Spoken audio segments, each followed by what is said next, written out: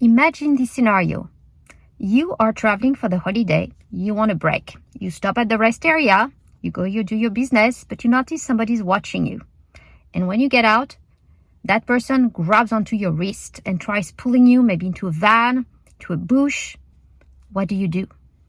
How do you react to that scenario?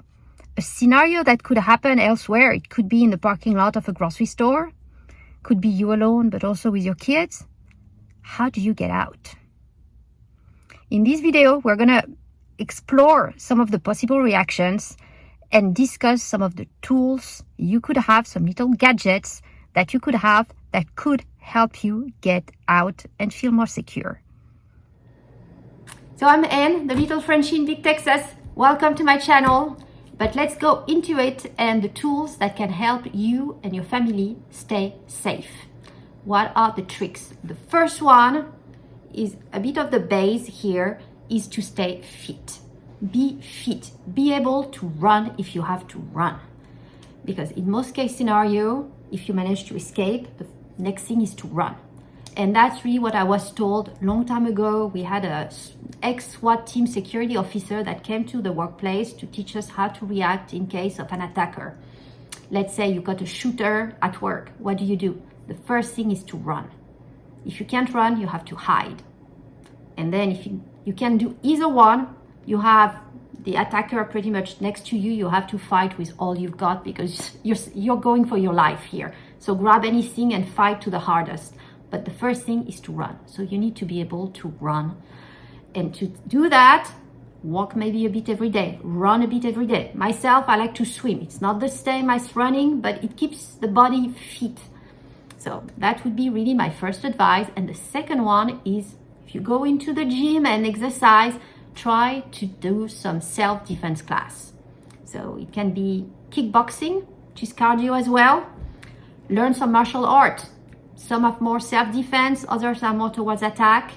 The girls and I started learning karate earlier this year. So we've been progressing twice a week going, and it teaches you a lot of kind of tips on exactly how to escape. If you got somebody grabbing onto your wrist like this, how do you get out? And that's something they're even teaching the kids, how to twist to get out and then pull. I actually practiced it in the karate class. They were much bigger guys, bodybuilders, kind of like very tough. And I asked them, please grab tight and try. And I actually twisted and pulled and was able to pull out of this big guy. So it is possible even for somebody like me. So it just takes a bit of practice and technique, but that you can learn in a self-defense class. So I would definitely recommend trying, getting into shape, and learning some basic skills that could prove useful if need be.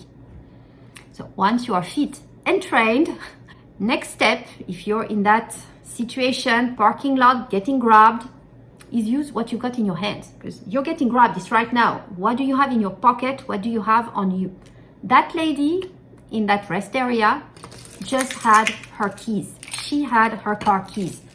But somehow she held them in a very interesting way. She had the key like this. And she went with all her strength onto the face of the attacker with the key. That's how she got out. In my case, I got a little extension here of the key ring, which is something actually kind of self-defense that you can punch into the belly or the groin of the attacker. But yes, that's the only thing she had, and she managed to get out. Another thing I was taught a long time ago, a student in France, where we all know France does not allow guns like this for the common person. So being a teenager in the subway in Paris, I was told to use what I had going to school, and that's what I had, a pencil, and pretty much grab it and go for either the neck or the eye. When it comes to it, and that's all you've got, go with all your strength. The next thing is to make noise, a lot of noise. So I don't have such a loud voice. Some people do, good, go for it. Shout fire, because most people are gonna react to fire thinking it's gonna happen to them as well. They need to escape. So fire is definitely a good thing to try. But if you don't have such a loud voice, I would recommend getting some help. So you can have a whistle, why not? But here I'm going to present you to what is called Birdie. Nice little tool that makes a lot of noise. So it's kind of made for women here. It's something you can just hang to your purse, your keychain, and pretty much you just pull. And when it gets out, I don't want to do it here because it's just so bad, so loud. Last time I tried, I had both my kids like yell. Like, it's really insane noise, but it works.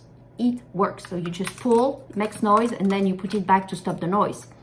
I just got 2. I'm gonna get 1, 2 for each of my girls to have just in case.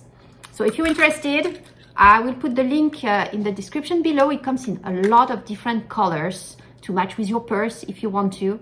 It is pretty inexpensive, and they were running a sale right now on Amazon. So a good gadget to have here, Birdie. The next thing here is more self-defense itself to arm the attacker. And out of the 2, I would put this one first, which is a taser. So we all know the taser. They come in different shape, size, and color. This one is fairly small. It actually fits into a front pocket if you would like. And we all know you go like this. It's actually also a flashlight.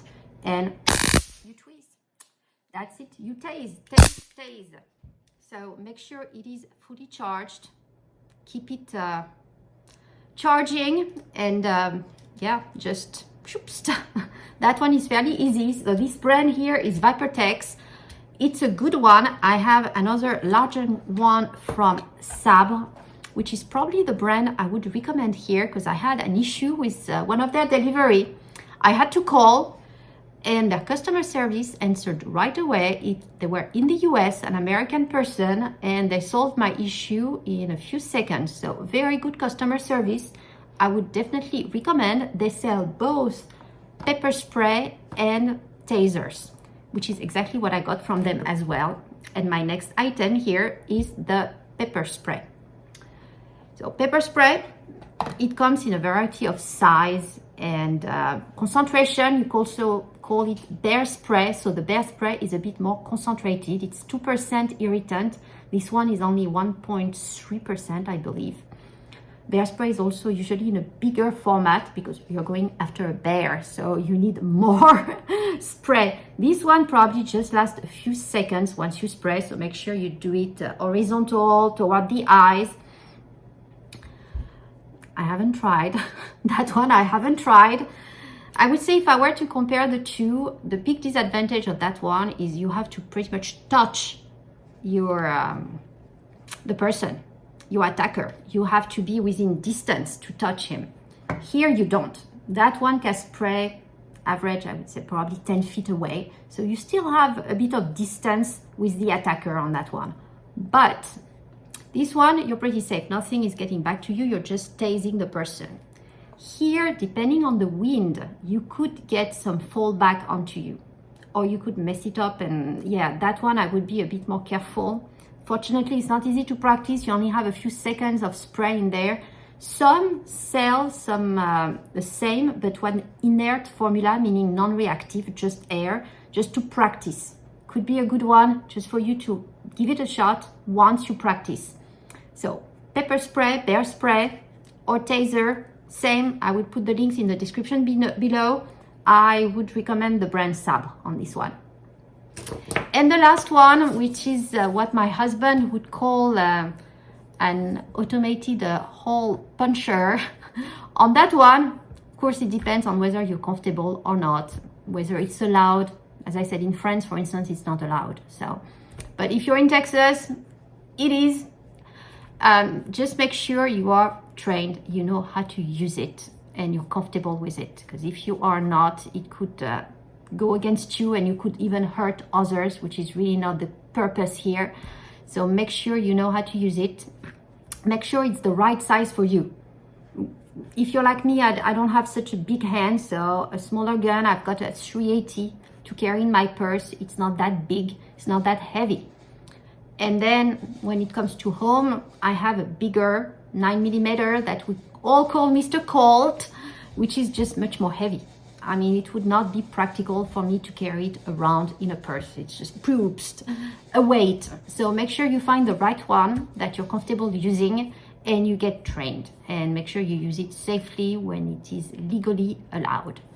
So that's really, I try to go from the least to the most extreme self-defense and practices you should be doing to make sure you are safe, your kids are safe, your family is safe. We all live in a crazy world nowadays.